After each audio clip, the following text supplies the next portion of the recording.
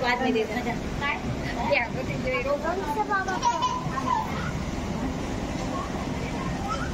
जाने जाने के बाबा है ना हाँ त्या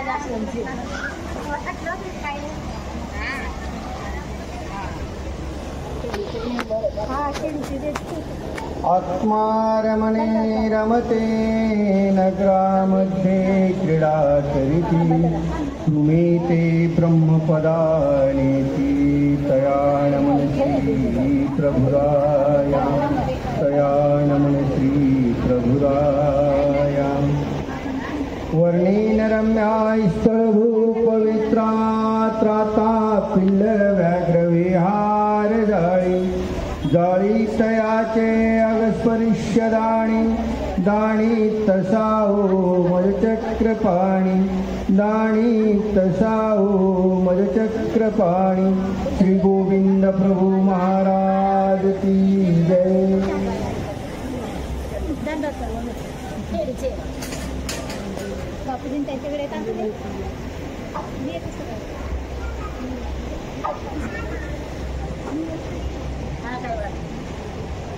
निर्गुण परब्रह्म परमेश्वर अवतार श्री गोविंद प्रभू महाराज आम्हा महानुभावांचं खऱ्या अर्थानं हे चतुर्थ श्रीकृष्ण पंचकृष्णाचे आपण उपासक आहोत.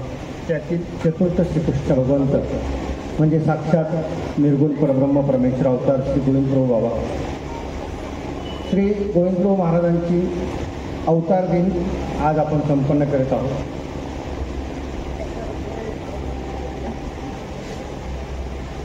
पंचकृष्णाचं निरूपण करत असताना साधनदात्यांनी खऱ्या अर्थानं श्री गुरूचा महिमा सांगत असताना निर्गुण परब्रह्म परमेश्वर अवतार श्री गोविंद प्रभू महाराजांच्या ज्या लीळा आम्हाला सांगितल्या त्या लीळांचं आपल्याला एक थोडक्यात चिंतन आजच्या दिवशी करायचं आहे. जीवाच्या उद्धाराकरता ईश्वराच्या अवतार परंपरेमध्ये गर्भ, पती आणि दवडणे यातील श्री गोविंद प्रभू बाबांचा हा दवडण्याचा अवतार.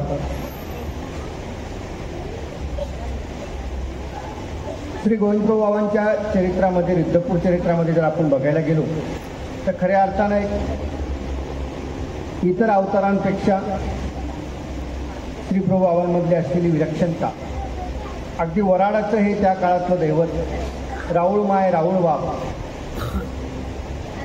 इतकंच नाही तर राऊळ वेळे राऊळ पिसे असं म्हणून सुद्धा वराडामध्ये प्रचलित असलेले हे श्री प्रभू बाबांचं खऱ्या अर्थानं अलौकिक असं एक रूप आहे. श्री गोविंद प्रभू बाबांच्या संबंधामध्ये बोलत असताना साधनदाता श्री चक्रधर महाराजांनी गुरुत्वाचा सन्मान देऊन खऱ्या अर्थानं पर आणि आवर शक्तीचा स्वीकार श्री प्रभू बाबांना निमित्त करून रिद्धपूरला घेतलेला आहे.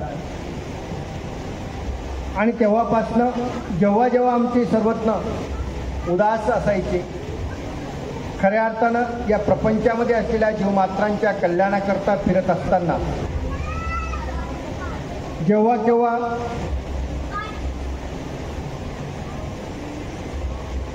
विशेषत्वाने भेट घ्यावी वाटायची तेव्हा सर्वज्ञ श्री चक्रधर महाराज रिद्धपुराच्या दिशेने जात असे. चरित्राचा अभ्यास करत असताना अगदी एकांत, पूर्वार्ध आणि उत्तरार्ध तिन्ही कालखंडामध्ये जर आपण पाहिलं तर आमच्या स्वामींच्या आणि श्री गोविंद प्रभू बाबांच्या 7 भेटी आहेत. प्रथम भेटीला ज्ञानशक्तीचा स्वीकार केला. तदनंतरच्या प्रत्येक भेटी ह्या खऱ्या अर्थानं जीवमात्रांच्या कल्याणाकरताच असायच्या किंवा अर्थवंताच्या भेटीकरता साधनदाता ज्यावेळेस पूर्ण महाराष्ट्र पायी परिभ्रमण करत होते त्या कालखंडामध्ये प्रत्येक वेळेला रिद्धपुराच्या दिशेने गेलेले आहेत.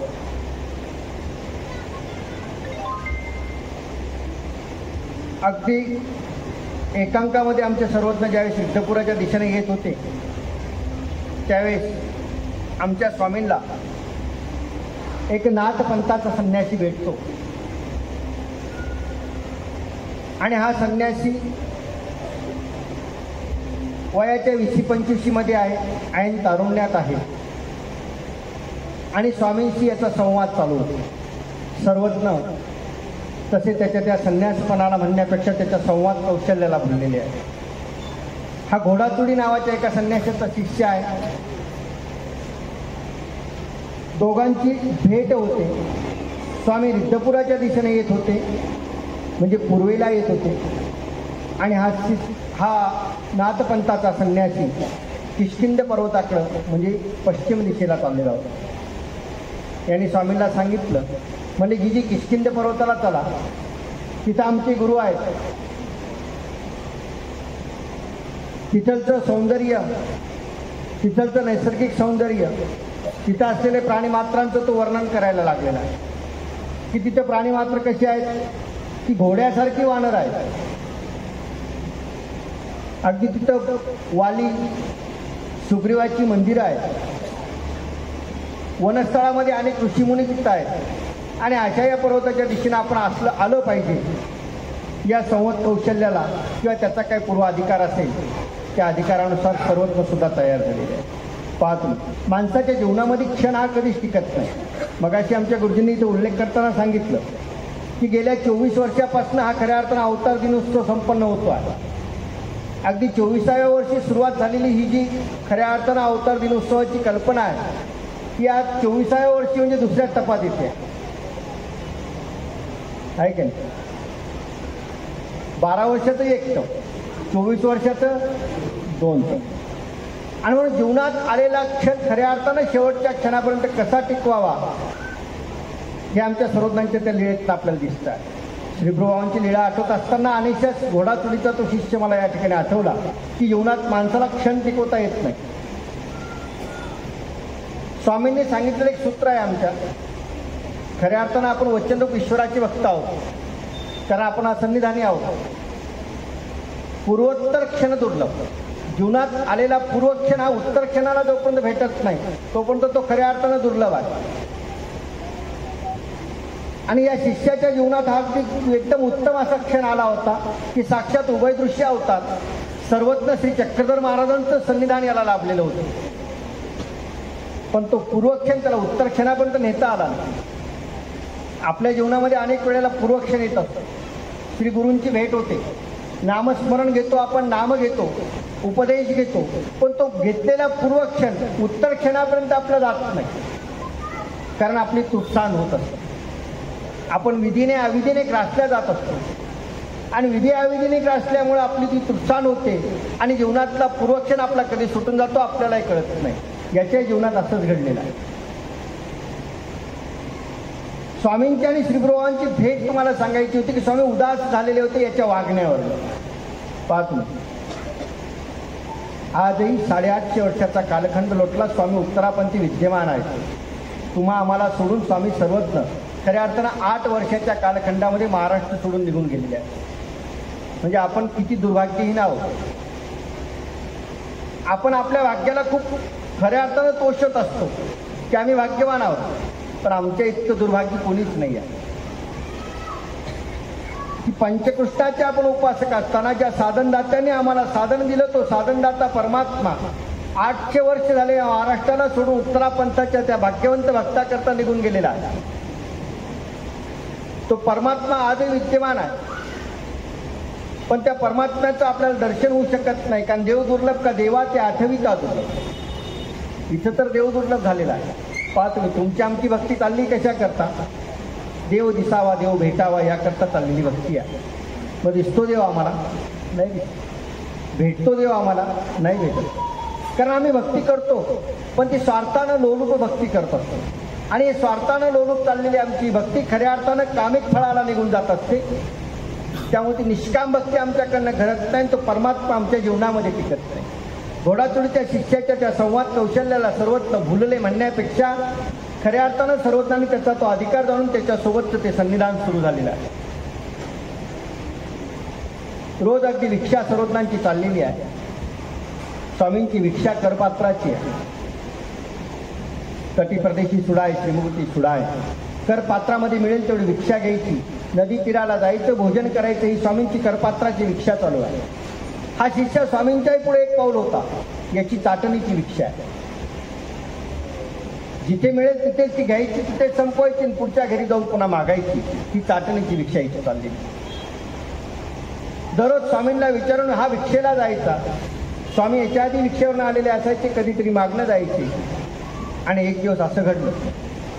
एका गावाच्या उंच टेकडीवरती सर्वत्र बसलेले आहेत आणि हा त्या दिवशी स्वामींना न भेटताच भिक्षे करता निघून गेलेला. पहा तुम्ही, आमच्या परमार्गामध्ये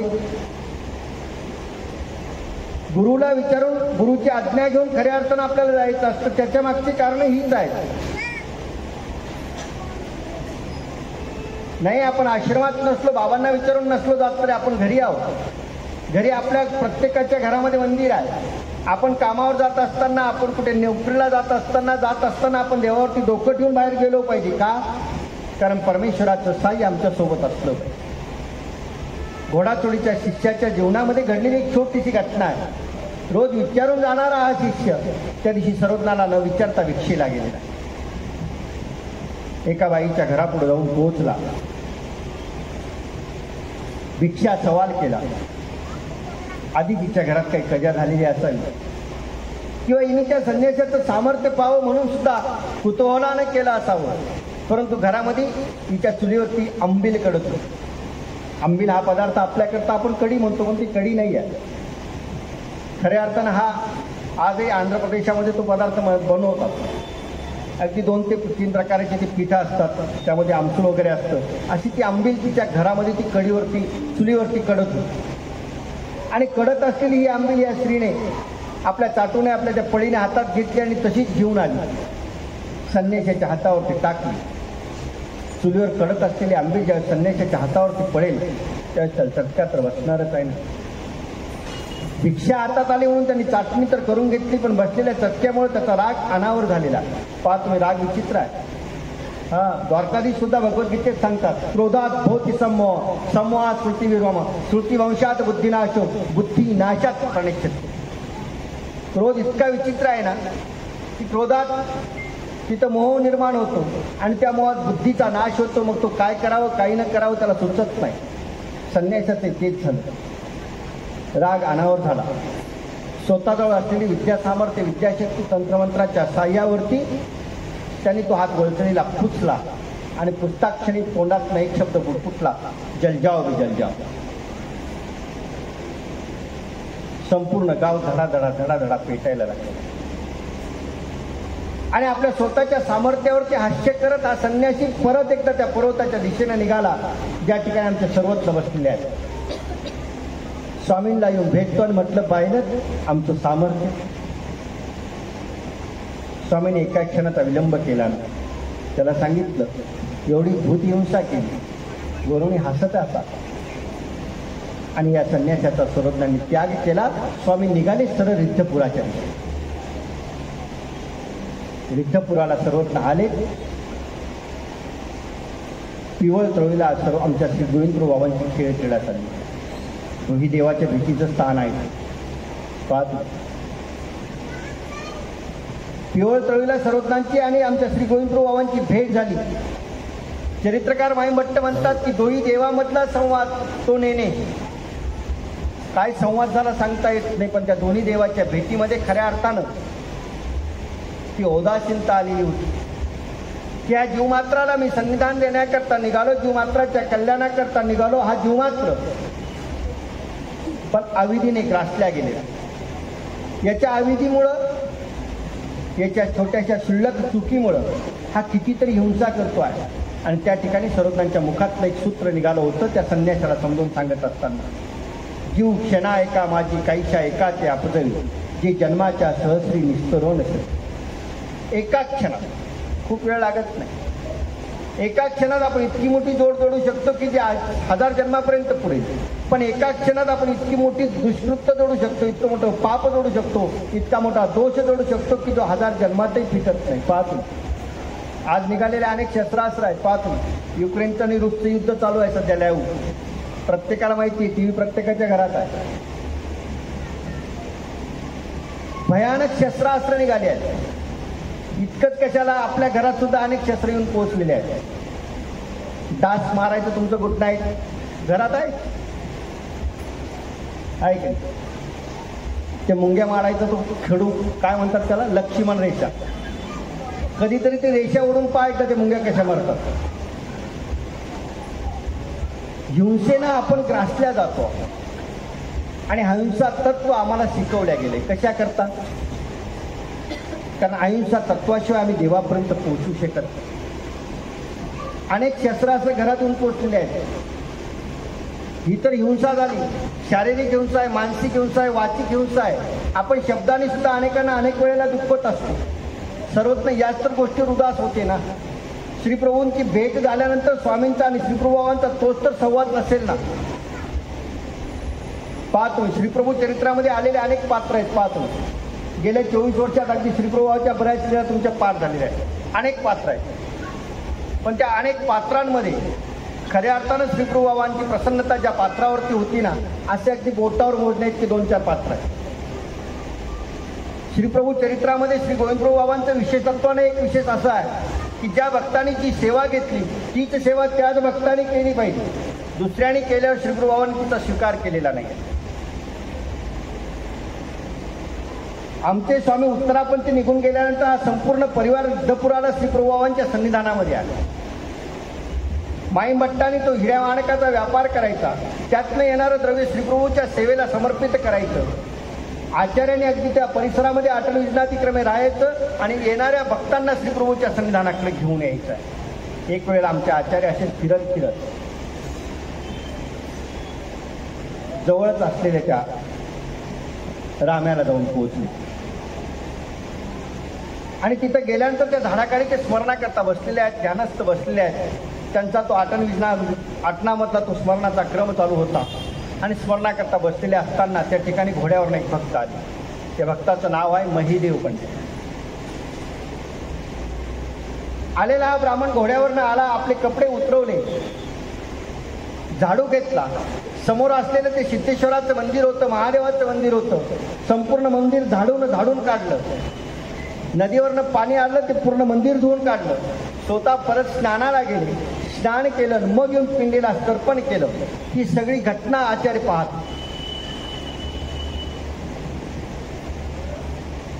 आणि पाहत असलेल्या आचार्यांनी शेवटच्या क्षणी एकच वाक्य त्यांना म्हटलं. महिदेव पंडितांनी जेव्हा ही सगळी घटना केली, हे सगळा क्रम त्यांचा झाला. त्या सिद्धेश्वराच्या मंदिराची साफसफाई झाली असेल, सिद्धेश्वराचं स्नान झालं असेल, पिंडाला पाणी टाकलं गेलं, बेलफूल वाहिल्या गेलं, भक्ती संपली आणि ती ज्यावेळेस वापस निघाले त्यावेळेस आमचे आचार्य त्या महिदेव पंडिताला म्हणतात, ऐशीची जर साचोकार ईश्वराचे करता तर अनेक गोमटी. महिदेव पंडित विद्वान होते. त्यांनी सांगितलं साचोकार ईश्वर, इथे साक्षात परमेश्वर आहे. म्हटले हो, हे नवे रुद्रपुराचे श्री गुंडमराव आणि रुद्रपुरचा श्री प्रभूबाबांचा तो महिमा सांगितला. महिदेव पंडिताचा अधिकार चालून आलेला आहे आणि महिदेव पंडित अगदी एका क्षणाचा विलंब न करता आचार्यांच्या सोबत पायी रुद्रपुराच्या दिशेने निघाले. आचार्यांच्या मनामध्ये कालवा चालू झाली. मी तर देव सांगितला, पण श्रीप्रभूबाबा कुठल्या क्रीडेत असतात, या भक्ताला भेट देतील का? पण श्रीप्रभूबाबा खऱ्या अर्थानं सर्वज्ञ सर्वसाक्षी आहे. राऊळ माय राऊळ बाप या ब्रिदाशी अगदी श्रीप्रभूबाबांचं प्रत्येक गोष्ट आहे, प्रत्येक घटना आहे. पाहतो रुद्रपुराच्या दिशेने पाहणाऱ्या स्त्रिया माहेर म्हणून पाहिल्या होत्या. रुद्रपुराच्या दिशेने अनाथाला खऱ्या अर्थानं माहेर मिळायचं. की रुद्रपूर आहे, ती राऊळ माय राऊळ बाप, प्रत्येकाच्या मनातली मनोकामना जाणणारा तो परमात्मा. ही दोघंही पोहोचले आणि पोहोचल्यानंतर महिदेव पंडितांनी श्रीप्रभूच्या सेवेचा अंगीकार केलेला. महिदेव पंडित अंगाने स्थूळ होते. आमच्या श्रीप्रभूंनी या महिदेव पंडिताला एक प्रासादिक नाव दिलेले होते, कोथळोबा. कारण शरीर असं कोथळ्यासारखं आहे ना. श्रीप्रभूचे प्रत्येक गोष्ट अगदी विनोदात्मक आहे. तिथून पुढे अगदी स्नानाची, मर्दना मादनीची सगळी जी व्यवस्था असेल ती आमच्या महिदेव पंडितांनी केली, म्हणजे कोथळवासांनी केली. श्रीप्रभुबाबांचं विशेषत्वानं हे होतं, जी सेवा ज्याला दिली ती सेवा त्यांनीच केली पाहिजे. दुसऱ्याने केल्यानंतर श्रीप्रभुबाबा त्या सेवेचा स्वीकार करत नव्हते. जसे कोथळबा आवडीचे होते ना, तसे आबाईचा सुद्धा आवडीच्या होत्या. एक वेळेला महादाईचा उमाईसाला वाटलं की रोजचं ताट करण्याची सेवा फक्त काय आबाईसानेच घेतली का? देव काय आबाईसाने खरेदी केला का? मग आम्हाला नको का देव? आम्हाला नको का देवाची सेवा? आणि या दोघांच्या मनामधला भाव आबाईसाने जाणला, त्या मागं सरकल्या आणि त्या दिवसाची सेवा निमित्त उमाईसाने मादाईसाने केली. आबाईसा लांब न पाहत होते. श्रीप्रभुबाबा अगदी आपल्या भोजनस्थानावरती आले, ताटावरती आले आणि आल्यानंतर श्रीप्रभुबाबा बसायला तयार नाही. मेली खोडी कुठे आहे? कारण आबाईसाचं प्रासादिक नाव आमच्या श्रीप्रभुबाबांनी खोडी ठेवलेलं होतं. त्यावेळेस आबाईसा पाठीमागनं म्हणतात, म्हणले जीजी, देवे देव दिदला तो या रुपाई उमाई हिरितला. मला देवाने देव दिला होता सेवेकरता. माझ्या सर्वज्ञश्री चक्रधर महाराजांनी इथं तुमच्या सेवेकरता मला पाठवलं. देवे देव दिदला, देवाने मला देव सेवेकरता दिला होता, पण तो या रुपाई उमाईने हिरतला. आणि श्रीप्रभुबाबा कोपिष्ट झालेले आहे. आता श्रीप्रभुबाबा कोपिष्ट झाल्यानंतर रिद्धपूर चरित्रामध्ये, गोविंदपूर चरित्रामध्ये पाहतो मी, श्रीप्रभुबाबाच्या ठराविक शिव्या आहेत. ओले शिसे हाणावे म्हणे, ओल्या काडीने हिला मारलं पाहिजे. मादाईचं तर बऱ्याच वेळाला मादी फेदी म्हणून बसलेले आहेत. त्या दोघींवरती श्रीप्रभुबाबा अगदी कोपले. आबाईसाला पुढं बोलवलं ना, आबाईसाच्या हातानं ती शिवा स्वीकारली. जसे महिदेव पंडित आमच्या स्वामींच्या प्रसन्नतेचे होते, तसेच आबाईसा सुद्धा होता. येर दिवाची खंती जसा दुसरा देव स्वीकारतो ना, तशी प्रसन्नताही आहे. पहा तुम्ही, साधावसावर आमचे स्वामी सुद्धा प्रसन्न आहे की नाही? आपल्या भजन पाठ आहे ते, गंगे बुडता साधा तारिले, जसमाई साचे काहुर दवडिले. ही साधावंचा कोळगावरनं ज्या सर्वज्ञांना भेटायला येते ना, त्यावेळी ती सकाळची वेळ आहे, प्रातःकाळची वेळ. स्वामींनी साधावंसाला तारलेलं आहे. तिथे साधावंसावरचे आमचे स्वामी जसे प्रसन्न आहेत. डोमेग्रामला अगदी साधावंसाला अभयाचं वचन देऊन टाकलं, ते अगदी स्मृतीस्थळामध्ये आपल्याला पाहायला मिळत आहे. दिलेलं त्या अभयाचं वचन खऱ्या अर्थानं साधेला नव्हे, त्या परमार्गाकरता साधा निमित्त करून दिलेलं. ही साधावंस आमच्या सर्वज्ञांची जितक्या आवडीची आहे, जितक्या प्रसन्नतेची आहे, तितक्या श्रीप्रभू गोसाव्याची सुद्धा.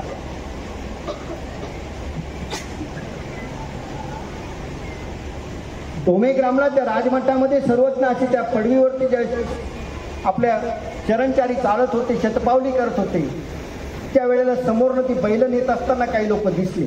आणि त्या साधावंसाला आमचे स्वामी म्हणतात, साधे हो, आयशेची येत तर मैचे येतील, आयशेची पकडून नेली. आणि साधावंसा घाबरली आणि घाबरलेल्या साधावंसानं म्हटली, जीजी आयशेही न व्हाल. त्या स्वामींनी सांगितलं, तो नाथ घ्या साधे. या अभयाचं वचन साधावंसाने अगदी स्मृतीचा जसेच्या तसं साज केलेलं आहे. पाहतो, आम्हा मानवाने हिंदू दृष्टे म्हटलं जातं, पण खऱ्या अर्थाने हिंदू रक्षक आहोत आम्ही, सांगता आलं पाहिजे आम्हाला आमचा इतिहासच पाठ नाही ना, म्हणून आम्ही सांगू नाही शकत. 12 ज्योतिर्लिंगापैकी जी ज्योतिर्लिंग आहे ना, परळी वैजनाथाचं, ही ज्योतिर्लिंग वाचलं कुणामुळे असेल? फक्त साधावंसामुळे. निंब्याला आमच्या आचार्यांचा आश्रम आहे. ज्यावेळेस ही म्लेच्छांची धाडी आली, मुस्लिमांची धाड आली, आणि या धाडेमध्ये ज्यावेळेस मंदिरं लुटल्या जायला लागल्या, मूर्ती भंग व्हायला लागल्या, त्यावेळेस आचार्य हा सर्व परमार्ग घेऊन, थोडे तिरके लोक नव्हते, 500 गुरुकुळ होते,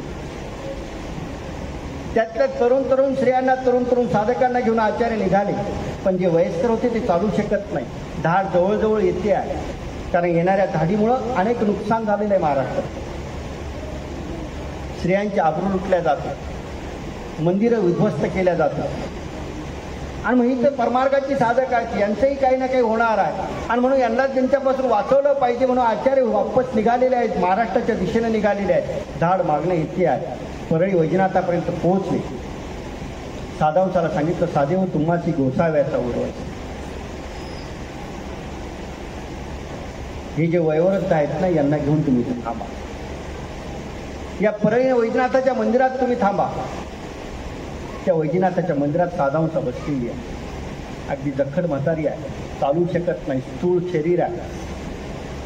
नुसते आमचे साधकच वाचले असं नाही, परळी वैजनाथाचं मंदिर ही वाचलं. येणारे म्लेच्छांची धाड येत होती, त्या धाडीला साधावंसाने उत्तर दिलं काय? शिवचक्रधराची दासी येल्लो असे. ती मराठी बोलायची, ती हिंदी बोलायची, त्यांना कळालं नाही कळालं, पण ईश्वराचं त्या अभयाचं वर खऱ्या अर्थानं साधावंसाने तिथे सिद्ध केलेलं आहे. ही साधावंस सर्वज्ञांची जितकी आवडते तितकी श्रीप्रभू चरित्रामध्ये आपल्याला साधावंस पाहायला मिळते. पाहतो अगदी उत्तरार्ध ज्यावेळेस आपण विद्यापूर चरित्राचा बघतो ना, त्यावेळेस आमच्या श्रीप्रभू गोसाव्याने सुद्धा औदास्य स्वीकारलेला आहे. आणि उदास झालेले श्रीप्रभू गोसावी अगदी स्नान नाही, मर्दना मादनी नाही, जेवण नाही. अगदी गावातली महाजन आली त्यांनी विनवलं, माईम भट्टांनी विनवलं, आचार्यांनी विनवलं, आबाईसांनी विनवलं, सर्वांनी विनवलं. जवळ जेवढा संविधानी परिवार आहे त्या सगळ्या परिवाराने विनंती करून थकले, पण आमच्या श्रीप्रभू गोसाव्याला अंघोळ नाही, मर्दना मादनी नाही, भोजन नाही, काहीच नाही. एक दिवस नाही, 18 दिवस, 15-16 दिवस झाले असतील नसतील. आणि मग माईम भट्टांनी सांगितलं, आता येलो जर असतील तर श्रीप्रभू मानले असते. आणि त्या क्षणाला दायंबाला पाठवलं. साधावंसा त्यावेळी 4 ठाण्याला आहे. 4 ठाण्यातील विद्यापुराचं अंतर आज जरी आपण विचार केलं तरी 250-300 किलोमीटरच्या पुढा. दायंबा जाऊन पोहोचले. दायंबाने निरोप दिला.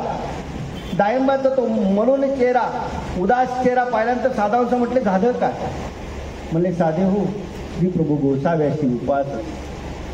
आज 15 दिवस झाले आमच्या श्रीप्रभू गोसाव्याने अन्न घेतलं नाही, पाणी घेतलं नाही, मर्दना नाही, मादनी नाही, काहीच नाही. साधावंसा अंगण झाडत. अंगण जाणणारी साधावंसा तो हातातला झाडू फेकला. दायंबासोबत तशाच निघाले. पायी प्रवास करायचा, भिक्षा मागायची, जिथे झोपता येईल तिथे थोडंसं झोपायचं, परत प्रवास करायचा. प्रवास करत करत थुगावापर्यंत येऊन पोहोचल्या. मनामध्ये एकच भाव होता की माझा गोसावी, माझा श्रीप्रभू बाबा उपाशी आहे. भिक्षेत मिळणारं अन्न कसं तरी पोटात जायचं, कारण माझा देव उपाशी आहे. थुगावपर्यंत येऊन पोहोचल्या. शरीर स्थूळ आहे, चालल्या जात नाही, आणि पाय मुरगळला. आता पुढे चालणंही शक्य होणार नाही, म्हणून आता थोगावला थांबू.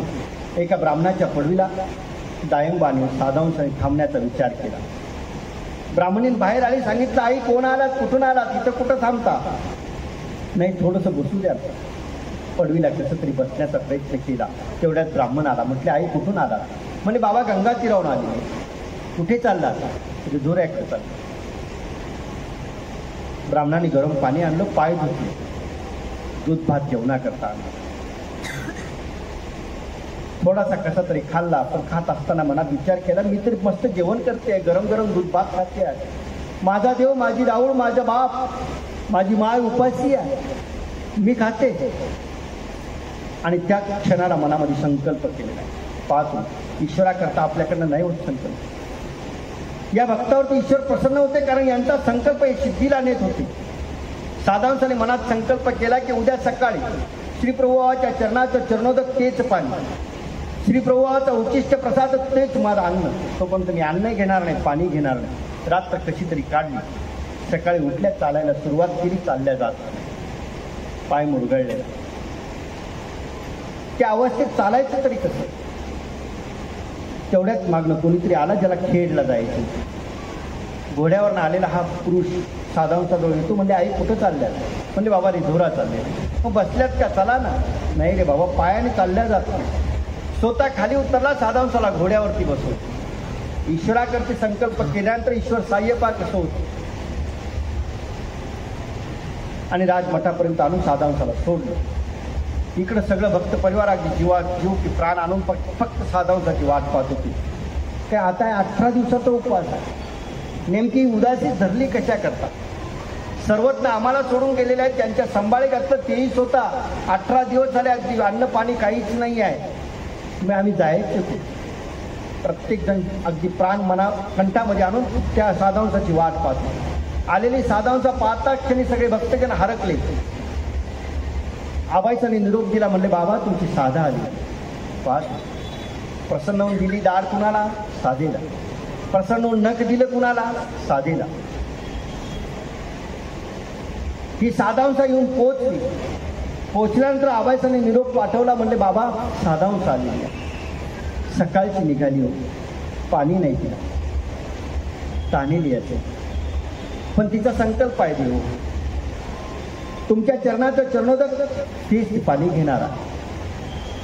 18 दिवस उपाशी असलेले श्रीप्रभू गोसावी ताड दिवशी उठून बसले. मेली आण आण म्हणते, पण तिची पाणी आणायला लावलं. श्रीप्रभू गोसावीने स्वतःचे चरण छान केले, साधावंसाला चरणोदक केलेलं. म्हणले बाबा ती उपाशी आहे, मेली आण आण म्हणते. अगदी रोज जसं भोजन करतात तसं अगदी प्रसन्न मनानं भोजन श्रीप्रभू गोसावीने 18व्या दिवशी घेतलंय, ते फक्त साधावंसामुळे. पाहतो श्रीप्रभू चरित्रामध्ये अगदी मोजके भक्त आहेत, ठराविक भक्त आहेत. श्रीप्रभू गोसाव्याच्या ठिकाणी जात असताना आमचे स्वामी सांगायचे, ते तर समळा जीवा अधिकार नाही, तिथं सर्वांना अधिकार नाही, शेतीची सेवा ते पुसो कीजे. श्रीप्रभू गोसाव्याची सेवा अगदी विचारून केली पाहिजे. तुम्ही मनानेच ठरवून नाही करू शकत कुठली गोष्ट. पाहतो अगदी श्रीप्रभू गोसाव्यापुढे उपार जरी ठेवला असेल ना, तर तो औसाचा भाव आम्हाला तिथं वत्ता आला पाहिजे. माईम भट्ट ज्यावेळेस आमच्या श्रीप्रभू गोसाव्याच्या सेवेमध्ये आहेत ना, कारण श्रीप्रभू बाबांनी उदरवेतीची व्यथा स्वीकारलेली. कारण परमेश्वर मनुष्यवेश धरत असताना देहधर्म जीवधर्म स्वीकारले. ज्या देहाचं खऱ्या अर्थानं ते पतित स्वीकारलेलं होतं, तिथंचा जो देह दौडून आमच्या श्रीप्रभू गोसावीने अवतार स्वीकारलेला होता, त्या देहाची जी उदरवेता होती ती आमच्या श्रीप्रभू गोसावीने स्वीकारलेली. आणि माईम भट्टाने विचार केला की औसा दररोज तळलेल्या पुऱ्या घेऊन येते, गोड पुऱ्या आणते, म्हणून तर माझ्या श्रीप्रभू बाबाचं पोट दुखत नसेल ना. आणि माईम भट्टाने औसाला थांबवलं, तुझ्या रोजच्या पुऱ्या आणायच्या नाही. औसा आपल्या पर्णकुटीत गेली, दुःख करायला लागली. म्हटले देवा, माझा देव श्री चक्रधर, गोड पुऱ्या माझ्या हातनं खायचं रे. उत्तरापंथी निघून गेल्यामुळे त्या गंगा तीराला मला जाऊ वाटत नाही. मी आता गोड पुऱ्या देऊ तरी कुणाला, तुला देत होते, माईम भट्टांनी नाही सांगितलं, आता मी जाऊ कुठे. पर्णकुटीत आलेली औसा दुःख करते. इकडे श्रीप्रभू गोसावी सुद्धा त्या आरोग्याच्या ताटावरती आले आणि आल्यानंतर त्या औसाची आठवण काढतात. औसाचं प्रासादिक नाव आमच्या श्रीप्रभू गोसावीने ठेवलं होतं जोगीन. मेली जोगीन अजून का नाही मेली. आचार्यांच्या ती गोष्ट लक्षात आली. आचार्य माईम भट्टांना म्हटले, तुम्ही औसाला थांबवलं का? जा औसाला विनंती करा, श्रीप्रभू बाबा जेवणार नाही. औसाचा भाव आमच्या ठिकाणी असला पाहिजे. पहा तुम्ही, आमचं उपाराचं तार देवापुढे जातं, पण आमचा भाव औसासारखा शुद्ध नाही आहे. अगदी देवाने आमचा पदार्थ मागावा इतका तर भाव आमचा नक्कीच नाही. आम्ही तो पदार्थ देवापुढे ठेवत असताना अगदी तो भाव आमच्यामध्ये निर्माण झाला पाहिजे. परंपरेचे आम्ही उपदेशी आहोत. उपाराचं ताट तिथे गेल्यानंतर काय म्हणावं हेच आम्हाला कळत नाही. भाव कसा जागृत करावा हे आम्हाला कळत नाही, कारण ही भावाची क्रिया आहे. भावे ही न तो दैवही. ज्याच्या ठिकाणी भाव नाही त्याचं दैवही काही कामाचं नाही आहे. औसाचा पदार्थ अपेक्षित आहे श्रीप्रभू गोसाव्यांना. श्रीप्रभू गोसावी पुन्हा म्हणतात, मेली जोगीन अजून का नाही आहे म्हणे. पाहतो आणि एका ठिकाणी अगदी एकाईसा जर तुम्ही बघितली ना, तर एकाईसाच्या ताटात आलेला पदार्थ सुद्धा श्रीप्रभू गोसाव्यांनी काढून टाकलेला. येर अवताराची प्रसन्नता येर अवतार स्वीकारतात, तशी येर अवताराची उदासीनता सुद्धा येर अवतार स्वीकारत असतात. इकडं लखूबाईचा आमच्या सर्वज्ञांच्या ठिकाणी उपहार करावा अशी इच्छा झाली, पण जवळ द्रव्य नाही, पैसे नाही. आणि म्हणून सर्वज्ञांनी तिची इच्छा जाणली, तिचा भाव जाणला आणि आचार्यांना यलम भट्टाकडे पाठवलं पैसे आणण्याकरता, आसू आणण्याकरता. कारण सर्वज्ञ निष्कांचन होते ना, पायी प्रवास चाललेला आहे, जवळ द्रव्य नाही आहे. यलम भट्टाकडे 2 आसू आणण्याकरता आचार्यांना पाठवलेला. स्वामींची आज्ञा आल्यामुळे आचार्य त्याच पावली गेले. यलम भट्टांकडनं ते 2 आसू घेतल्या आणि तसेच परत एकदा पैठणपर्यंत येऊन पोहोचले. इकडे ही लखूबाईचा आणि एकाईचा दोघी बसलेल्या आहेत. आणि त्या 2 आसू लखूबाईसांना देऊन तिची क्रिया पूर्णत्वाला नेली, कारण तिने उसने ते एकाईसाकडनं पैसे घेतले होते. त्या 2 आसूमध्ये ती पाटी म्हणजे शेती गहाण टाकली होती. तिची ती पाटी सोडून घेतली, तिची क्रिया पूर्णत्वाला नेली. आचार्य ज्यावेळेस वापस आले, ज्या पावली गेली त्याच पावली वापस आल्यामुळे ते भुकेले झाले. एकायसाला ती 2 आसू घेऊन कुठेतरी काशीला जायची तयारी, म्हणून स्वतःच्या सोबत शिदोरी आणलेली, मांडीखाली शिदोरी लपवत होती. सर्वज्ञ म्हणतात नागदे या भुकेला, म्हणजे तुझ्याजवळची असलेली शिदोरी आचार्यांना दे. ते स्वामींना स्पष्ट सांगायचं होतं. पुन्हा पुन्हा म्हणायचे नागदे या भुकेला, आणि ही शिदोरी पुन्हा वाशी मागे मागे लपवायची. सर्वज्ञांनी मागितलेला पदार्थ एकायसा देऊ शकली नाही. ही आमच्या सर्वज्ञांची असलेली खंती श्रीप्रभू गोसाव्याच्या ठिकाणी तशीच्या तशी विसंबली, तशीच्या तशी. इकडे ज्यावेळेस एकायसा आमच्या श्रीप्रभू गोसाव्याला रिद्धपूरला भेटण्याकरता येऊन पोहोचते, त्यावेळेस ती आबाईसा जवळ गेली. म्हटले मला श्रीप्रभू गोसाव्याच्या ठिकाणी उपहार करायचा. आबाईसा म्हटले मला नको सांगू, रुपाईसाला सांग. महादाईसा जवळ पोहोचते. महादाईसा म्हणतात मला नको सांगू, माई भट्टांना सांग. माई भट्टाजवळ पोहोचते. आचार्यांजवळ पोहोचते. तिला फक्त अशी फिरवत होती सर. शेवटी महादाईसाला पाहावल्या गेलं नाही. महादाईसा म्हणली बाई तुझा पूर्ण उपहार तर काही होणार नाही, पण तुला काही द्यायचं असेल एखादा पदार्थ दे. एका रोटी आड रोटी घालून आपण श्रीप्रभूला देऊ. तिला हे पटलं. तिने रोट्या देवाकरता तयार केल्या. आबाईसाने ताट तयार केलं आणि एकायसाच्या त्या रोट्या एका आड एक ठेवलेल्या. श्रीप्रभू गोसाई आरोग्याच्या ताटावरती आले आणि बरोबर एकायसाच्याच पुऱ्या बाजूला काढल्या, खाली टाकल्या आणि त्या पुऱ्यावरती आमच्या श्रीप्रभू गोसावी दुडू नाचायला लागले. मेली तईची तूच, माझा देव श्री चक्रधर तुला मागत होता, तू दिला नाही ना पदार्थ, आता मला पदार्थ आणून देतो. तिथं औसाचे तसंच झालं. औसाच्या त्या पुऱ्या आल्याच्या आमचे श्रीप्रभू गोसावी जेवले नाही. पाहतो श्रीप्रभू चरित्रातले अगदी साधा औसा असेल, औसा असेल, कोथोळवा असतील, ते ठराविक भक्त आहेत. तसं तर श्रीप्रभूच्या ठिकाणी द्विज जन आहे, आमच्या स्वामीच्या ठिकाणी त्रिविध जन आहे. उदास, प्रतिकूळ आणि अनुकूल तिघही आहे. पण श्रीप्रभूच्या ठिकाणी फक्त अनुकूल आणि उदास ही 2च आहे. फार तर फार लांब निघून जाते. नाहीतर जे असतील ते प्रतिकूल सुद्धा अनुकूल झालेले आहेत. अगदी ओढणझोडप्याची घटना आहे. श्रीप्रभू चरित्रातला ओढणझोडपा तुमच्या पाहत असेल. ओढणझोडपा नावाचा एक भक्त त्या रिद्धपूर चरित्रामध्ये आपल्याला पाहायला मिळतो. अगदी याच्या दरारा इतका होता की त्याला भेटण्याकरता सुद्धा कोणी जात नव्हतं. त्याच्या घराच्या पुढून सुद्धा कोणी जात नव्हतं. आमचे श्रीप्रभू बाबा तर अगदी रिद्धपुराच्या प्रत्येक गल्या बिजलीत प्रत्येकाच्या घराघरापर्यंत फिरायचे. एक दिवस ते याच्या घरी जाऊन पोहोचले. याच्या असलेल्या सगळ्या उतरंडी पाडायला सुरुवात केली. त्या सर्व डाळी एकत्र करून टाकल्या आणि याच्यापर्यंत निरोप पोहोचवला. म्हणले राहुल तुझ्या घरापर्यंत पोहोचलेल्या आहेत, तुझ्या घरातल्या सगळ्या त्या उतरंडी उतरवणं सुरू आहे, सगळ्या फोडून टाकतायत, कारण त्या माथाच्या होत्या. इकडे सगळे घाबरायला लागले. आता याच्यासारख्या माणसाच्या घरी श्रीप्रभू बाबा गेली. हा तर दरारायचा माणूस आहे, याचा धाक संपूर्ण रिद्धपुरात आहे. हा आता श्रीप्रभू गोसाव्याला काय करतो काय नाही. तर तो ओढणझोडपा म्हणतो, म्हणजे फोडल्या तर फोडू द्या, माठाच्या गेल्या तर तांब्याच्या देतील, पितळाच्या देतील. म्हणजे प्रतिकूळ असलेली जन सुद्धा श्रीप्रभू गोसाव्याच्या ठिकाणी अनुकूल असेल. श्रीप्रभू चरित्रामध्ये आपण पाहत असताना अगदी साधांश असेल, कोथळोबा असतील, प्रत्येक घटना या प्रत्येक चरित्राची आपण पाहत असताना श्रीप्रभू गोसाव्याच्या ठिकाणचं ते राहुळ माय राहुळ बाप आपल्याला प्रत्येक घटनेत पाहायला मिळतो. पाहतो प्रत्येक घटनेत पाहायला मिळतो. साधांशाला दाढ देत असताना सुद्धा जी त्याच प्रसन्नतेने श्रीप्रभू गोसाव्याने ती दाढ दिलेली आहे. मनुष्य वेश धारण केल्यामुळे शेवटच्या त्या मनुष्य वेशाच्या वार्धक्यामुळे हरणारी दाढ अगदी हाताने काढली आणि मेली घे घे म्हणून तिला प्रसन्न होऊन देऊन टाकलेली आहे. नखाचा प्रसादही तसाच केलेला. मूर्तिनिष्ठ प्रसादामध्ये जे येतात ना त्यामध्ये नख आहे, दाढ आहे, केश आहे, कळाप आहे. पाहतो आम्ही प्रसाद वंदन करायला जातो, पण प्रसाद आपलं वंदन चालू असतं. कसं मगाशी मस्त छान भजन म्हणत होतो, सबंधा गेली ती मोठी आहे की नाही. पण त्यावेळेस आम्हाला खऱ्या अर्थानं प्रसादाच्या या लीळा आठवता आल्या पाहिजे. आपल्याला ती अप्राप्ती भावता आली पाहिजे की या भाग्यवंत भक्ताचं भाग्य किती होतं. यांना मूर्तिनिष्ठ पदार्थ भेटलेले आहेत, अगदी ईश्वराच्या संबंधित असलेल्या त्या वस्तू यांच्यापर्यंत मिळाल्या. त्या नमस्कारताना सुद्धा आपल्याला तो भाव आठवता येत नाही.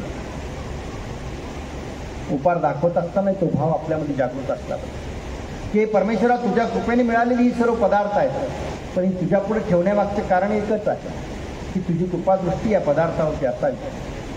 हा पदार्थ निर्माण होत असताना जी राजस तामस खऱ्या अर्थानं जे भोजन झालेलं आहे ते सात्विक होऊन तो उच्चिष्ट प्रसाद मला भेटावा. कारण तुमच्या सन्निधानामध्ये मला तर अन्नदानाचा योग आला नाही.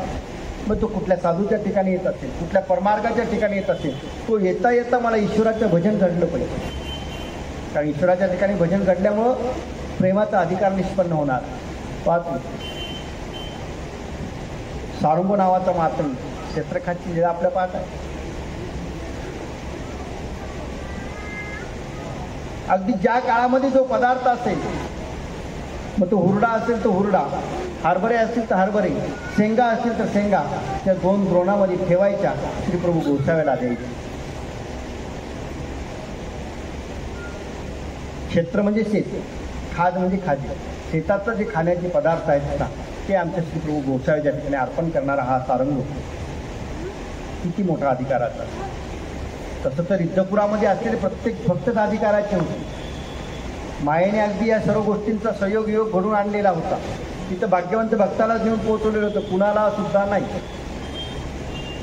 अगदी तिथं नरकात पडलेले जीव सुद्धा भाग्यवंतच होते. तुम्ही आपण नाही आहोत.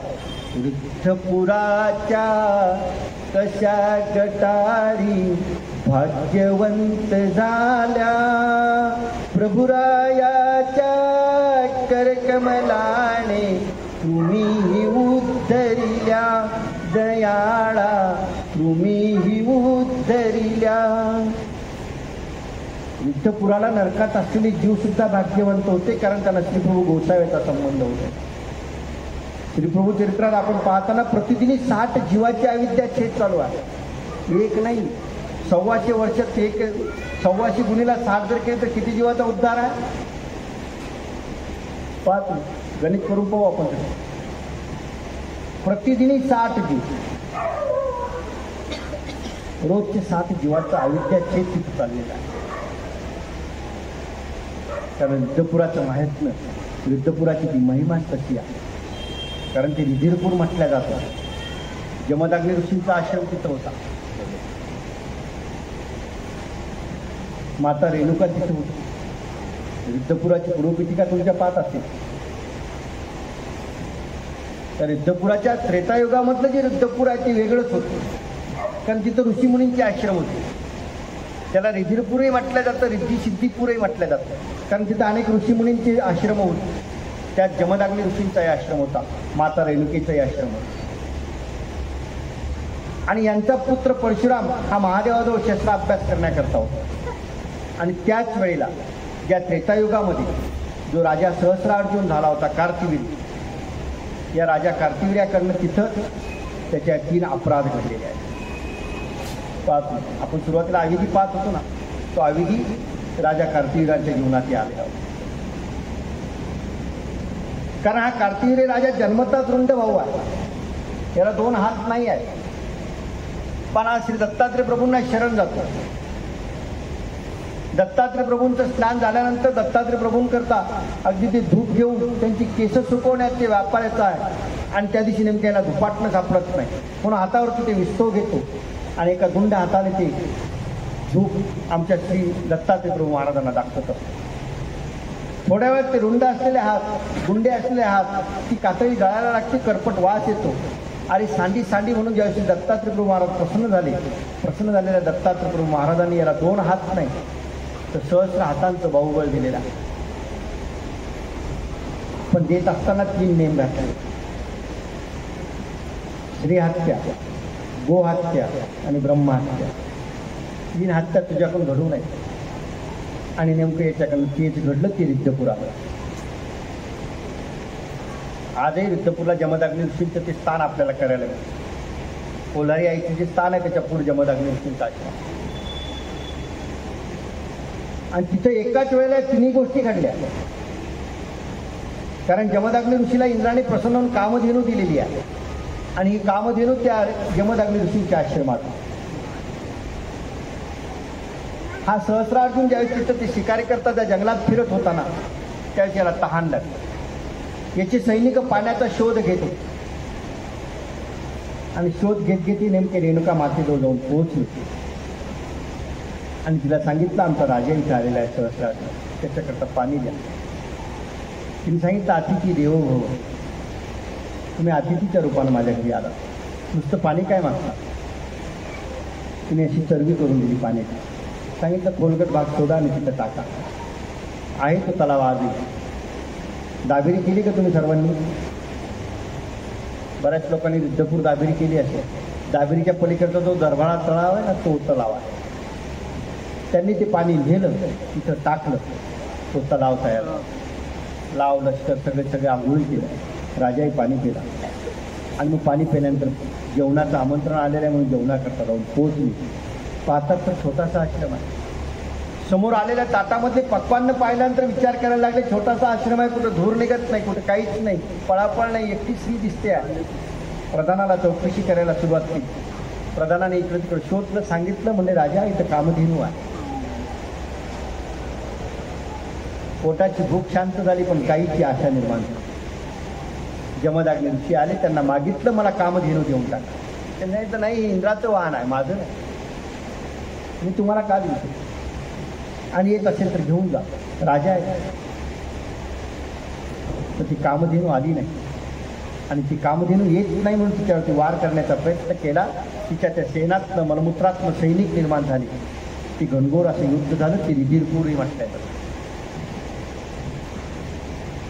मग त्या काळातल्या असलेल्या अधिकारी जीवांचा उद्धार असेल किंवा अनेक जीवांचा उद्धार असेल, त्याकरता आमचा श्रीप्रभू गोसाव्यांचा अवतार त्या रिद्धपुरामध्ये केले.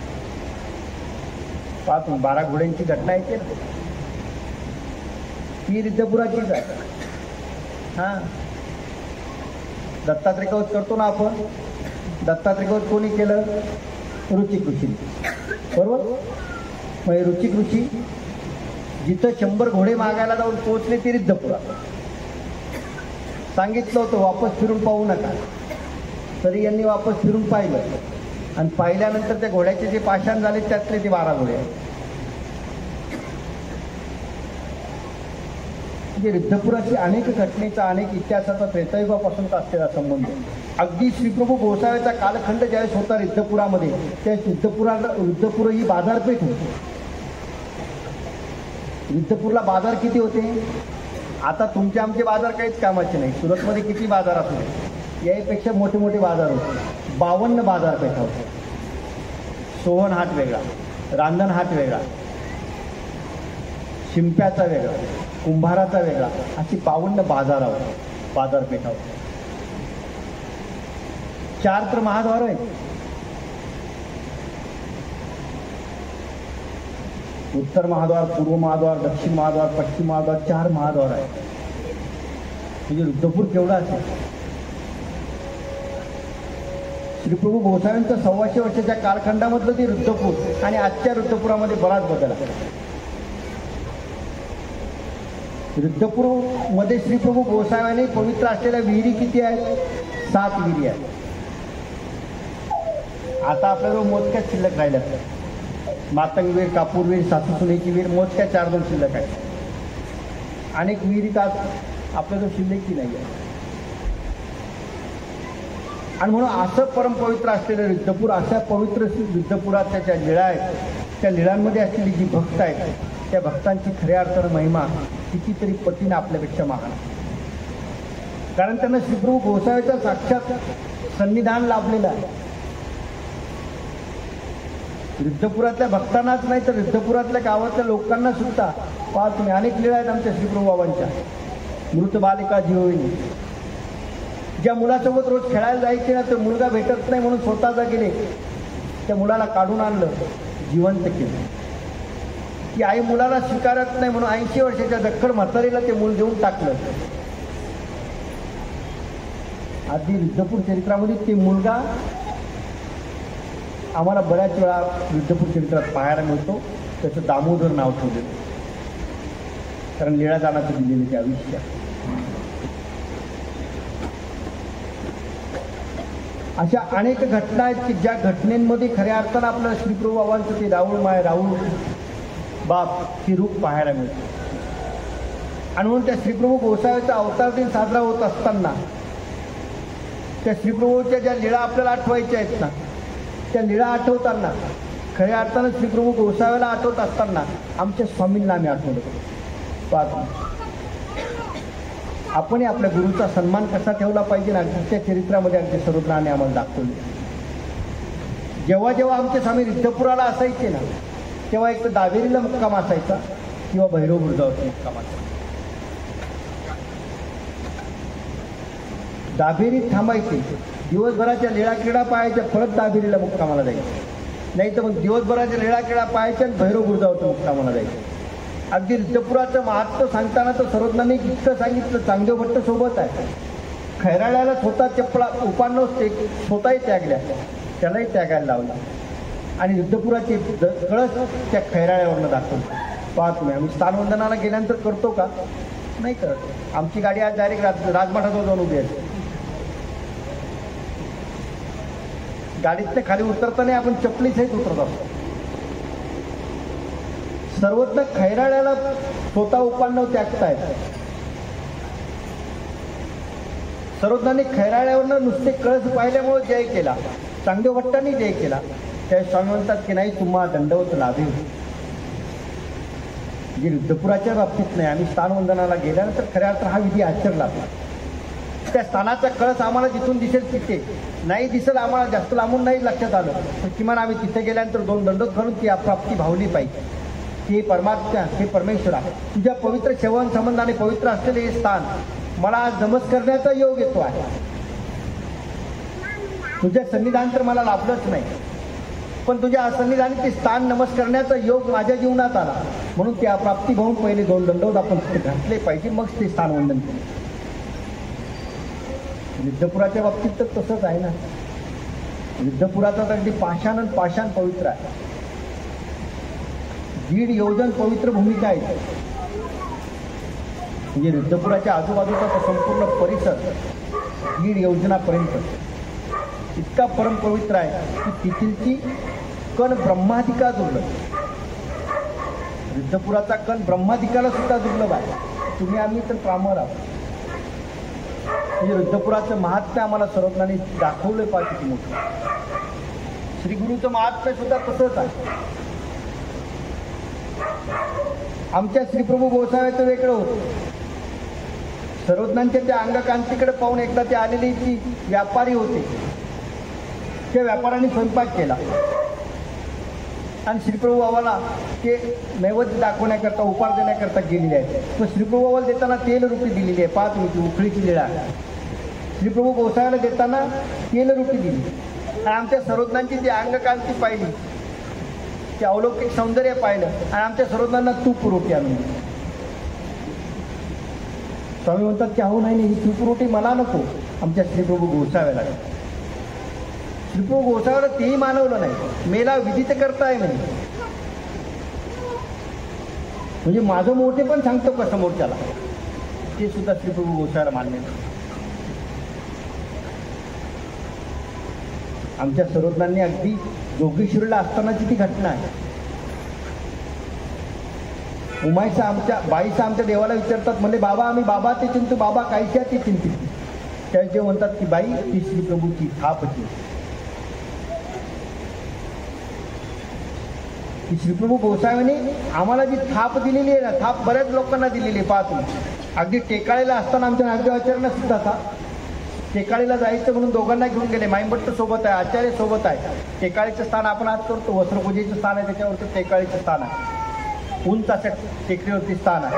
नेमकं झिमझिम झिमझिम पाऊस आला आणि तिथे चिखल तयार झाला, म्हणून खाली उतरत असताना आचार्याच्या खांद्यावरती हात ठेवला, माईंभट्टांच्या खांद्यावरती हात ठेवला. खाली आले आणि खाली उतरले तोच आचार्यांच्या पाठीमध्ये थाप दिसली. श्रीप्रभू गोसावी थाप थांबली.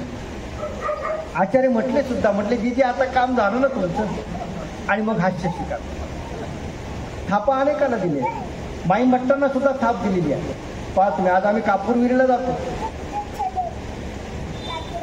राजमठाच्या पाठीमागे जी कापूरविहीर आहे तिथं माईंभट्टांचं भोजन असायचं.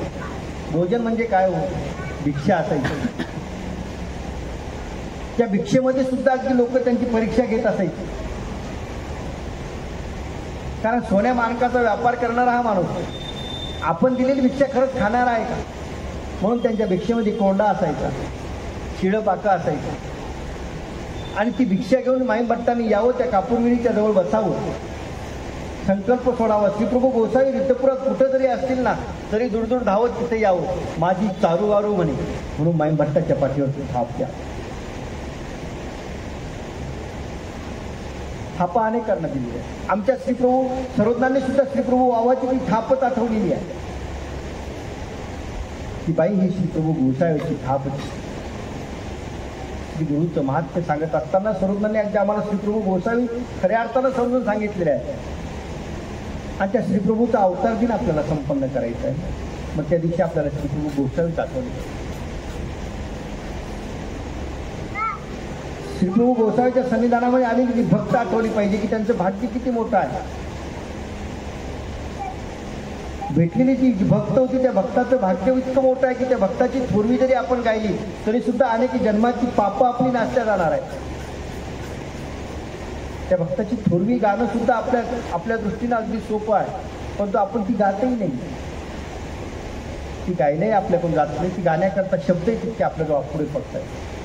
आणि म्हणून श्रीप्रभू गोसाव्याला आठवत असताना खऱ्या अर्थानं आपल्यातला तो भाव जागृत झाला पाहिजे. आपल्याला ती अप्राप्ती भावता आली पाहिजे की हे देवा, आम्ही तर इतके हीन आहोत, इतके दीन आहोत, इतक्या शेवटी आम्हाला देव कळाला. आणि कळालेला देव आम्हाला खऱ्या अर्थानं मिळाला पाहिजे. देव आम्हाला कळाला हो. आम्हाला आमच्या गुरुजनांनी देव शिकवला, पण त्या नामापासून त्या देवापासून आम्ही इतके लांब निघून गेलो ना की नामस्मरण करताना आम्हाला कधीच त्या लीळा आठवत नाही, कधीच तो देवही आठवत नाही. आमचं स्मरण चाललेलं असतं 180च्या स्पीड. समोर मस्त मालिका चालू असते, कधी साधी कधी बहुती, हातात गाठी असते, बाबा मी गाठी करते. ती गाठी होणार आहे, ते स्मरण होणार आहे. त्या स्मरणाकरता तर तो भाव जागृत झाला पाहिजे. स्मरणाची वेळ सुद्धा आम्हाला सांगितलेली आहे. ज्या जोगेश्वरीला बायसांना जी थाप सांगितलेली आहे त्या जोगेश्वरीलाच उमायसाला ती विधी सांगितलेली आहे की स्मरणाचा वेळ कुठला असला पाहिजे. पहाटे 3 ते 6चा वेळ असला पाहिजे. त्यावेळेस तर आम्हाला झोप येते आहे की नाही. त्या झोपेला काय म्हणतो आपण? साखर झोप. साखर झोप नाही, अविद्येची झडपणी असतात. ईश्वरापासून दूर नेणारी खऱ्या अर्थानं त्यावेळेची ती झोप आहे. त्याच वेळेस आपल्याला जाग आली पाहिजे. तो ब्रह्ममुहूर्त आहे. त्या ब्रह्ममुहूर्तात जर आपण ईश्वराला आठवलं तर आपल्याला या मूर्तिनिष्ठ लीळा आठवण्याकरता सहज घडणार आहे. त्याला फार प्रयत्न करायची गरज नाही. प्रत्येक वेळेला फिरताना आम्हाला एकच प्रश्न भेटला जातो, गाठी घेतली की झोप येते, बरोबर ना? झोप येत नसेल तर सोपा पर्याय म्हणे बाबा गाठी घ्यायची, आपोआप झोप येते. गाठी घेतल्यावर झोप येते म्हणण्यापेक्षा जर तुम्ही लीळा आठवल्या तर झोपच येणार नाही. पण लीळा आम्हाला आठवतच नाही, कारण त्या आम्ही वाचतच नाही. जर आम्ही त्या लीळा आठवल्या आणि त्या लीळा जशीच्या तशा आठवण्याला जर आम्ही सुरुवात केली तर मूर्तिनिष्ठ स्मरण आमच्या तिथे घडणार आहे. चतुर्विध स्मरण आम्हाला सांगितलेलं आहे, नाम, लीळा, मूर्ती आणि चेष्टा. त्याचं नाव आमच्याजवळ आहे. मूर्ती आठवायची आहे. नाम, लीळा, मूर्ती, लीळा आठवायची आहे. तिच्या स्मरणाकरता गरजेच्या लीळा आहे. श्रीचरणाच्या अंगुष्ट्यापासून श्रीमुकुटापर्यंतच्या अनेक लीळा आहेत. त्या अगदी आम्ही क्रमाने जर पाठ केलं तर आम्हाला श्रीमूर्त जशीच्या डोळ्यांना साठवता येणार.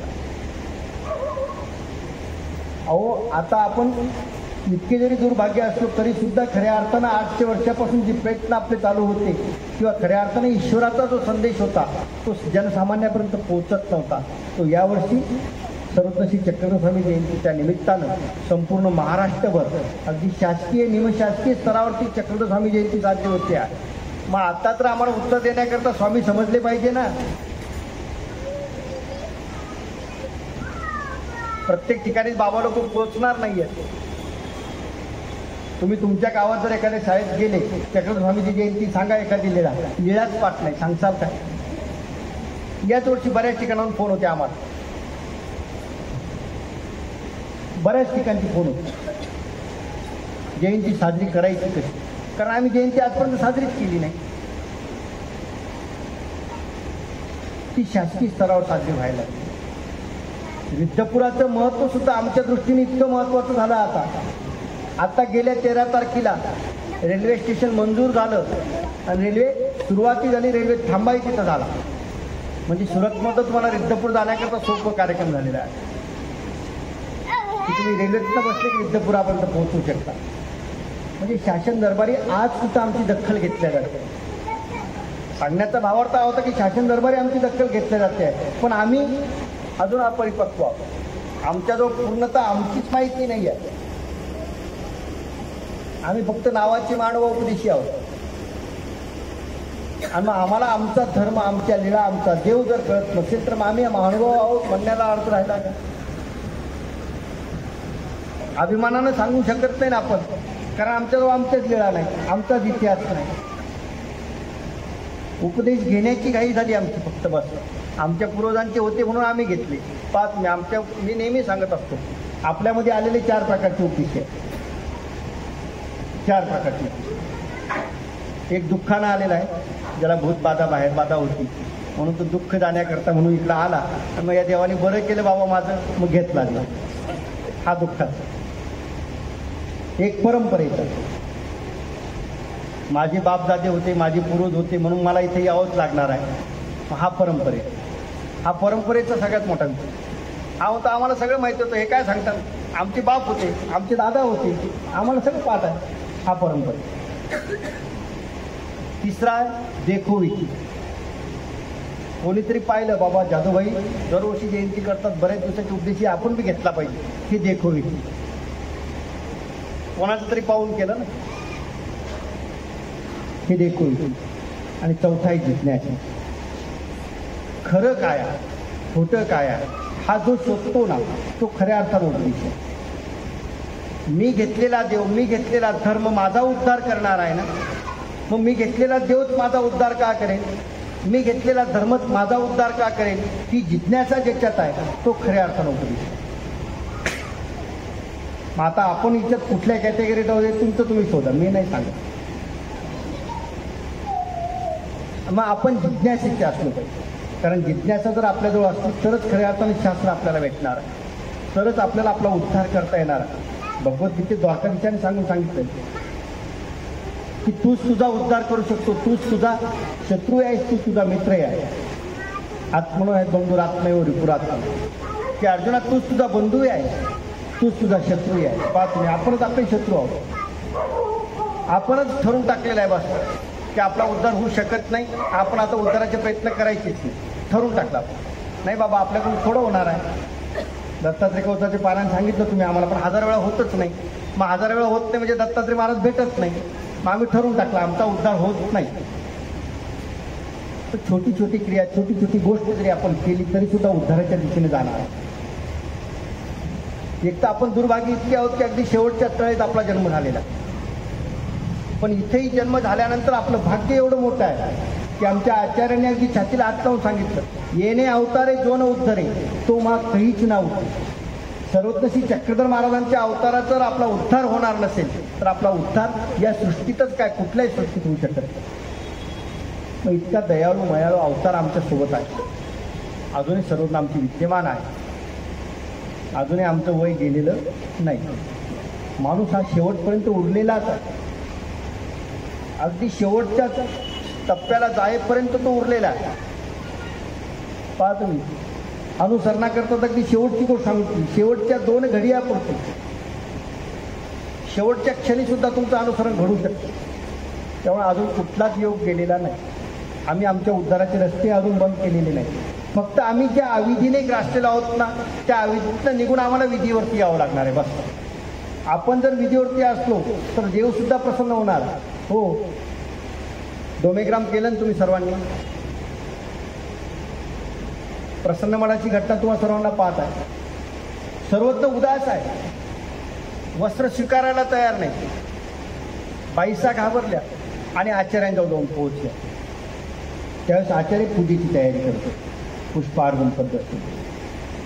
आणि त्यावेळेस आचार्याला अचानक स्फुरलं, म्हणले बाई रिद्धपुरावर आणलेली श्रीप्रभू गोसाव्याची दुटी द्या. दुटी घेऊन आचार्य आमच्या सर्वज्ञांच्या जवळ जाऊन पोहोचतात आणि दुटीच्या आड आपलं तोंड लपवत सांगतात, शिकरी जोजी शिकरी जोजी. आणि उदास असलेले सर्वत्र प्रसन्न होतात. त्या मठाला प्रसन्न मठ नाव पडलेलं. त्यावेळेस आमच्या स्वामींनी आचार्याला विचारलं ते तिथे काहीच तुम्ही हे तुला कशाने आठवलं. त्यांनी सांगितलं जीजी मी फुलाच्या माळा गुंफतो म्हणजे विधीवरती. तुम्ही आपण फक्त विधीवरती असलो पाहिजे. आपण देवालाही प्रसन्न करतो. देव प्रसन्न करण्याकरता फार मोठ्या गोष्टीची गरज नाही आहे. अगदी तुमच्याजवळ असलेली धनसंपदा देवाला नेऊन मार्गात देऊन अर्पण करा म्हणजे देव प्रसन्न होऊन जाईल नाही. तुम्ही एका छोट्या छोट्या विधीने सुद्धा देवाला प्रसन्न करू शकता. श्रीप्रभू जयंतीच्या दिवशी जरी आम्ही ठरवलं नाही, आजपर्यंत गेले तेवढे दिवस गेले, पण आता इथून पुढे आम्ही नामस्मरण करणार आहोत. रोजची एक तरी लीळा आम्ही अभ्यासणार आहोत. लीळा जशी असेल तशी पाहत नाही. आता तुमच्याकरता तर सोपं झालं. अगदी प्राकृत भाषेत लीळा आलेल्या आहेत. व्हॉट्सअपवर अनेक ग्रुप आहेत. अगदी सकाळी उठल्यापासून अगदी ते ग्रुप उचकता नाके नव्हे इतके ग्रुप आहेत. इतकी विद्वान मंडळी आहे की लीळेमागे लीळा टाकलेल्या असतात, पण त्या वाचायचा आम्हाला वेळ नाही. त्यामुळे घर बसते तुमच्याजवळ शास्त्र येत आहे, साहित्य येत आहे, त्याचा अभ्यास करण्याची फक्त आपल्याला गरज आहे. फार वेळ द्यायचा नाही. दिवसातला अगदी 1 तास ठरवून टाकायचा, अर्धा तास मला लीळा वाचन करायचं. मग आलेले त्या एक जरी लीळा आपण जीवनामध्ये समजून घेण्याचा प्रयत्न केला एका दिवशी, तरी 360 दिवसाच्या 307 लीळा पाठ होणार आहे. स्मरणाकरताच्या त्यातल्या योग्य लीळा निवडून काढा. मी लीळा आठवेन, मी स्मरण करेन. हा संकल्प जरी आपण केला तरी आपण आपल्या उद्धाराचा रस्ता बंद केलेला नाही. आपल्या उद्धाराचे रस्ते अनेक आहेत. क्रिया करण्याकरता पैसा नाही, मग पैसाच पाहिजे असं नाही. अगदी तुम्ही छोटी क्रिया करू शकता ना. अगदी छोट्या क्रियेतनं तुम्हाला मोठ्या क्रियेपर्यंत जाता येणार. इतकं नाही काही केलं तर 2 हात 3रं मस्तक तर आपल्याजवळ आहे. पण बाबा दिसल्यानंतर पलीकडची गल्ली. कोणी का होत नाही. साधू दिसले ना दंडवत करा.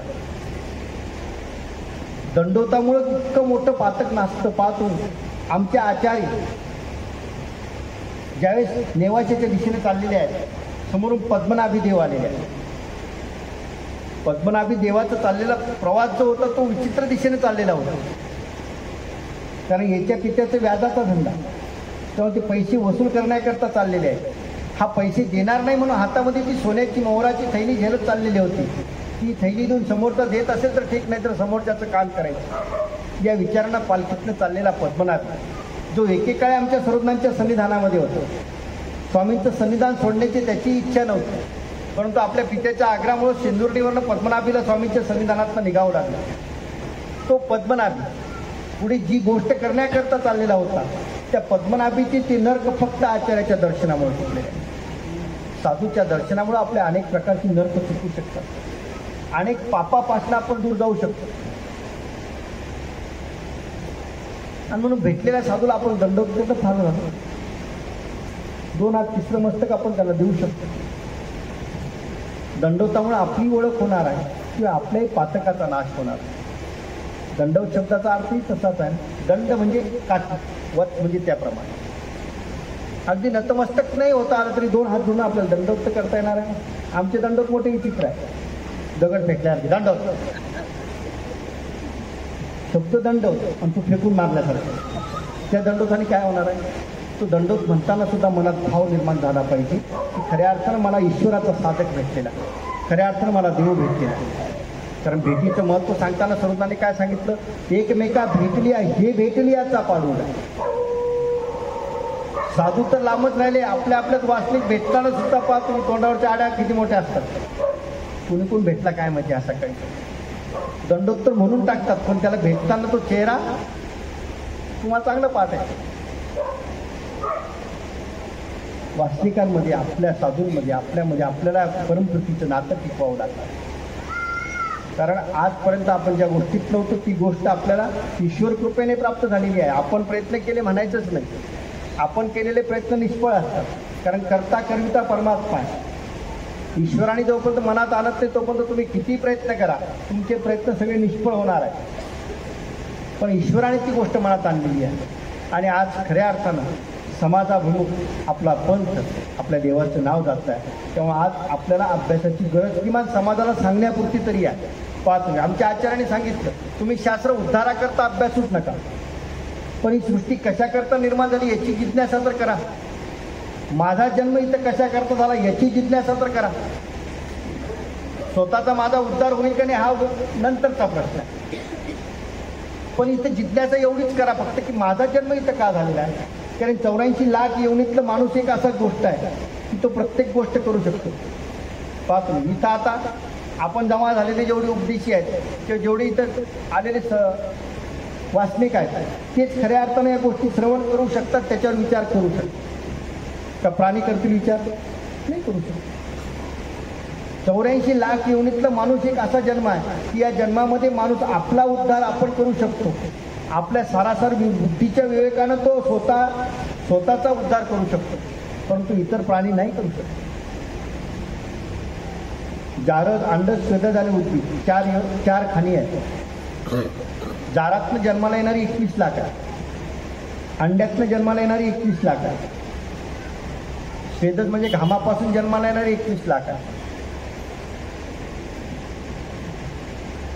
उद्भिद म्हणजे बी पेरून जन्माला येणारी 21 लाख.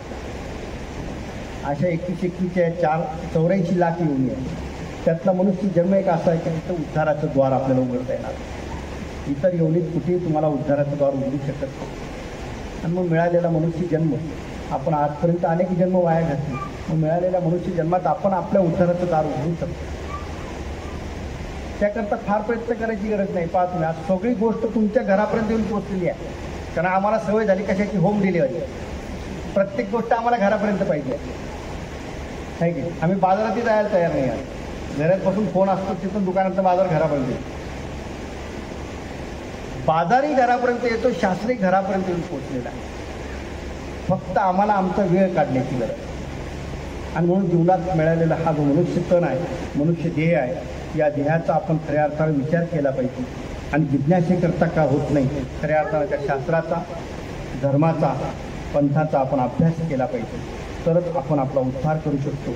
श्रीप्रभू जयंतीच्या निमित्तानं खऱ्या अर्थानं तुम्हा सर्वांच्या भेटीचा योग हा नक्कीच पुन्हा पुन्हा येत असतो. आणि म्हणून तुमच्या जीवनात घडणारी जी अविधी आहे त्या अविधी मी तुम्हाला सोपं सांगून जातो. ते अविधी लिहिण्याकरता अगदी सोपं काम आहे. तुम्ही एक वही करायची आहे, जी आठवत नाही ती त्यावेळेला लिहून ठेवायचं. पाहतो बाबा लोक आल्यानंतर तुम्हाला म्हणतात, बाबा म्हणतात विचारा काहीतरी. तर बाबा आठवतच नाही काय विचारायचं. मला तुम्ही मागच्या वेळी सांगितलं होतं. बऱ्याच लोकांची वया अजूनही तयार नाही. माझ्यापर्यंत प्रश्न अजूनही येतो. प्रश्न आपण आपल्या वहीत लिहून टाकायचे. ज्यावेळेस असेल त्यावेळेस लिहा. मग येणारे बाबा असतील त्यांना आपण प्रश्न विचारतात की बाबा हे कसं, बाबा हे कसं. तर तुम्ही विचाराल तर मिळणार. हे चरित्र आम्हाला जे मिळालं ना फक्त महादायसाच्या जिज्ञासेमुळे मिळालेलं आहे. पाहा तुम्ही त्या माय माऊली महादायसाच्या नावाने खऱ्या अर्थानं चरित्राची सुरुवात आहे. महादायसा म्हणितली. महादायसाने जर विचारलं नसतं तरी शास्त्रही निघालं नसतं. तुम्हाला विचारावं लागणार, जिज्ञासा करावी लागणार. आणि म्हणून आपले घडणारे जे अविधी असतील, आपले घडणारे जे दोष असतील, त्या दोषातनं सुटायचं कसं हा प्रश्न आपल्याला ज्यावेळेस आठवेल की मग तो उपार दाखवायचा असेल, उपार कसा दाखवला पाहिजे, स्मरणाला बसताना कसं बसलं पाहिजे, हे छोटे छोटे प्रश्न आहेत. हे आपल्याला माहिती असतील तर आपण पुढच्या पिढीला देणार आहे. आपल्यालाच माहीत नाही आपण पुढच्या पिढीला काय देणार आहे. अहो आता ही पोरं इतकी जिज्ञासक आहेत ना, भयानक. प्रत्येक प्रश्नामागं प्रश्न असतात त्यांचे. पण तुम्ही त्यांना एकच सांगता त्यावेळेस, नाही तू मोठा झाल्यावर कळणार आहे तुला. कारण आम्हालाच माहिती आहे. त्यामुळे ती गोष्टीचा खऱ्या अर्थानं आपण अभ्यास केला पाहिजे, जिज्ञासा केली पाहिजे. ती प्रश्न लिहून ठेवा.